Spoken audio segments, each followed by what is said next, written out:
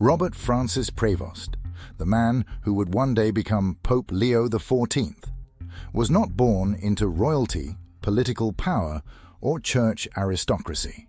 He was born on September 14, 1955, in Chicago, Illinois, into an ordinary Catholic family. Few could have imagined that this quiet boy from the American Midwest would eventually become the first American pope in the 2,000-year history of the Roman Catholic Church. Yet his story is not one of sudden rise or ambition. It is a story of patience, discipline, service, and a life spent moving between worlds. As a child, Robert grew up during a period when America was experiencing enormous social change. The Cold War dominated global politics. The Catholic Church itself was transforming through the reforms of the Second Vatican Council. While many young men dreamed of business, sports, or politics, Robert was drawn towards something deeper. Friends and teachers described him as intelligent, disciplined, and unusually thoughtful for his age.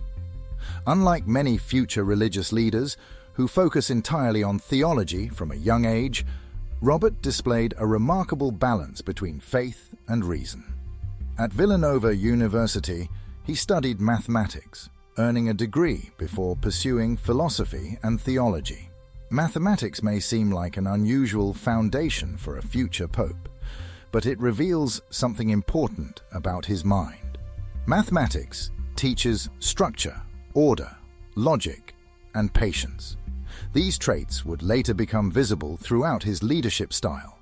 During his university years, he entered the Order of St. Augustine, one of Christianity's oldest religious traditions.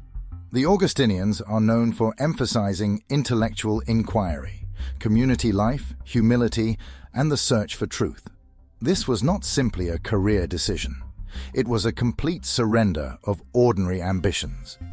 By his early 20s, Robert had committed himself fully to religious life. He took his vows, studied theology, and was eventually sent to Rome, the center of global Catholicism. There he immersed himself in canon law, the complex legal system that governs the Church. While many priests focus primarily on pastoral work, Robert mastered both theology and administration. He developed an understanding of how institutions function, how authority operates, and how large organizations maintain unity across cultures and continents. But perhaps the most important chapter of his life did not happen in America or Rome. It happened in Peru. In the mid-1980s, he was sent as a missionary to Peru. At the time, Peru was experiencing political instability, poverty, social conflict, and economic hardship. This was not a comfortable assignment. It was a test. For years, Robert lived among ordinary Peruvians. He worked in remote communities. He taught seminarians. He celebrated Mass in poor neighborhoods. He listened to farmers, workers, families, and migrants. He experienced the realities of Latin America firsthand. This period transformed him. Many church leaders spend most of their lives inside institutions. Robert spent decades among people, struggling with real problems. He learned Spanish fluently. He gained the trust of local communities. Eventually, he became so connected to Peru that he later became a Peruvian citizen, in addition to retaining his American citizenship. Those years created something unusual. He became both American and Latin American. He understood the wealth and power of the developed world, but he also understood poverty, marginalization, and struggle. This dual perspective would later make him uniquely qualified for leadership in a global church that spans every continent. As his reputation grew, so did his responsibilities. In 2001, he was elected head of the worldwide Augustinian Order. Suddenly, the missionary from Peru found himself overseeing an international religious organization operating across dozens of countries. For 12 years, he traveled extensively, meeting communities, resolving conflicts, building relationships, and learning how different cultures experience faith. What is fascinating about this period is that he was not known as a charismatic celebrity. He was known as a bridge builder. Again and again, his career advanced not because he sought attention, but because people trusted him. Trust became his greatest asset. In an age where institutions increasingly suffer from division and polarization, Robert developed a reputation for bringing opposing groups together. When Pope Francis began reforming the Catholic Church, he noticed this quality. Francis saw in Robert something rare, a leader who combined intellectual rigor, administrative competence, missionary experience, and personal humility. This led to a series of increasingly important appointments. He became Bishop of Chiclayo in Peru. Later, he was brought to Rome and appointed prefect of the dicastery for bishops, one of the most influential positions in the Vatican. In simple terms, he became one of the key figures responsible for helping select bishops around the world. This placed him at the center of church governance and gave him insight into the strengths and weaknesses of Catholic leadership globally. Then came the year 2025. Pope Francis passed away.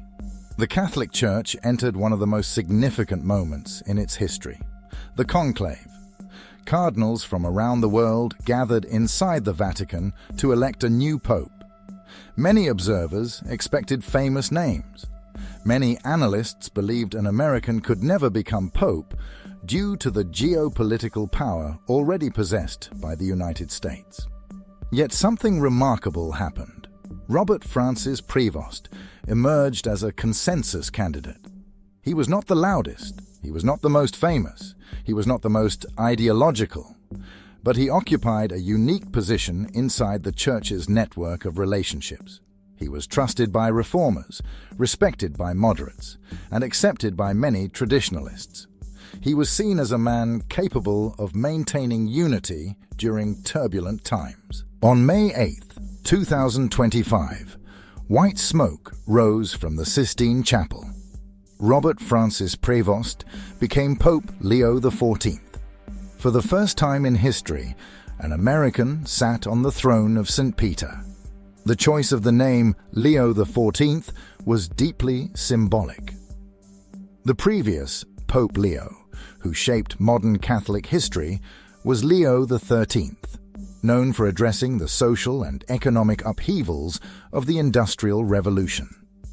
By choosing Leo XIV, the new pope appeared to signal that the Church was once again entering a period of profound transformation. But this time, the challenge was not steam engines and factories. It was artificial intelligence, globalization, technological disruption, social fragmentation, and a rapidly changing moral landscape.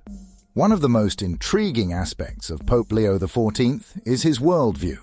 Religiously, he remains firmly Catholic and faithful to traditional Christian doctrine. He opposes abortion. He opposes euthanasia.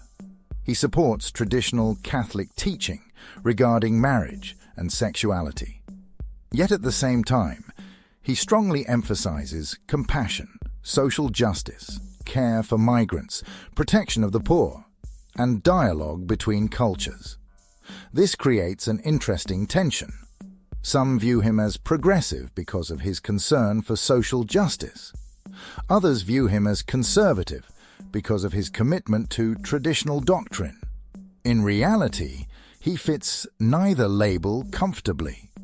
His vision appears centered on something deeper, preserving core Christian teachings, while helping the Church navigate modern challenges without losing its identity.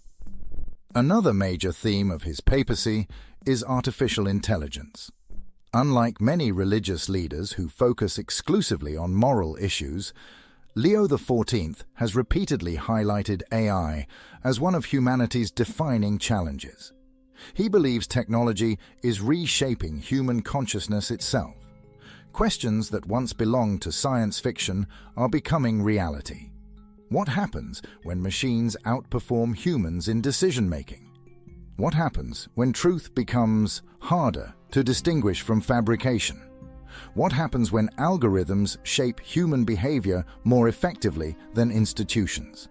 These concerns have become central to his vision for the future. This focus reveals something important. Pope Leo XIV does not see religion as merely preserving the past. He sees it as helping humanity navigate the future. In many ways, he stands at the intersection of ancient tradition and technological revolution. That is part of what makes him such a fascinating figure. He carries 2,000 years of Christian history behind him, while speaking about challenges that barely existed a decade ago. His leadership style is also unusual. He is not naturally theatrical.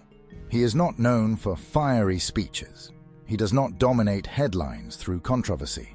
Instead, he projects calm authority. Many people describe him as measured, thoughtful, and patient. In a world addicted to constant outrage and attention-seeking, that quietness can feel surprisingly powerful. His first words as Pope reflected this approach. "Peace be with all of you."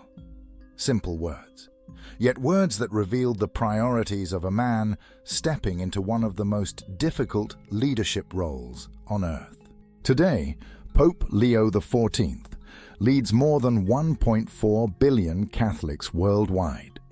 His decisions influence global discussions on ethics, migration, technology, poverty, education, family life, and international relations.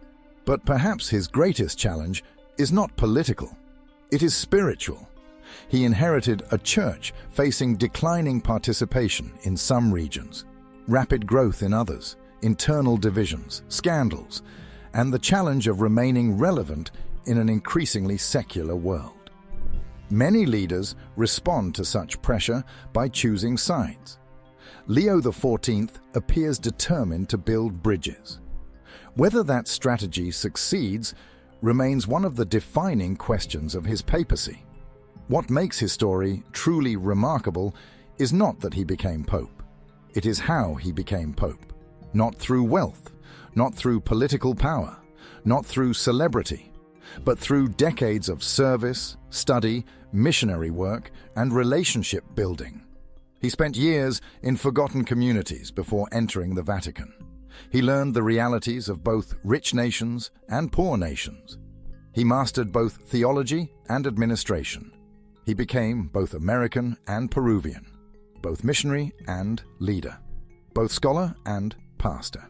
In many ways, his life mirrors the modern Catholic Church itself, global, multicultural, complex, and constantly balancing tradition with change. Whether history ultimately remembers him as a transformational pope or a caretaker pope remains unknown. His papacy is still being written. But one thing is already certain. The quiet boy from Chicago who studied mathematics, served among the poor of Peru, traveled the world as an Augustinian missionary, and unexpectedly rose to become the first American pope, has already secured a unique place in history. His journey is a reminder that some of the most powerful figures in the world are not those who spend their lives seeking power. Sometimes they are the ones who spend decades preparing for responsibilities they never imagined would one day become theirs. And that may be the most fascinating thing about Pope Leo XIV. For most of his life, he looked like a man serving history. Then one day, history placed him at its center.